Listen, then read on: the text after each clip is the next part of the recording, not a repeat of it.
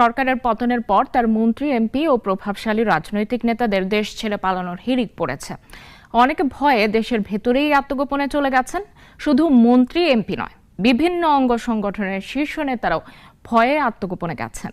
এই তালিকায় আছেন আওয়ামী লীগ দলীয় প্রভাবশালী ব্যবসায়ী ও বিভিন্ন সরকারি প্রতিষ্ঠানের দুর্নীতিবাজ কর্মকর্তা কর্মচারীও। সাইফুল শাহিনের রিপোর্টে বিস্তারিত। বাংলাদেশ থেকে শেখ হাসিনার নেতৃত্বে আওয়ামী লীগের নজিরবিহীন দুঃশাসন ও স্বেচ্ছাচারিতার অবসান ঘটেছে।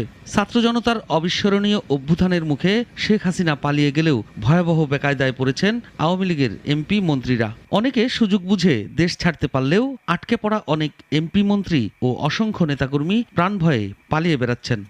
বিভিন্ন গণমাধ্যমের বরাত বলছে, গত 14 জুলাই থেকে 10 আগস্ট পর্যন্ত 27 দিনে দেশ ছেড়ে পালিয়েছেন 90 জন সাবেক মন্ত্রী, এমপি ও রাজনৈতিক নেতা। এছাড়া বিমানবন্দরে আটক করা হয়েছে অন্তত 10 জন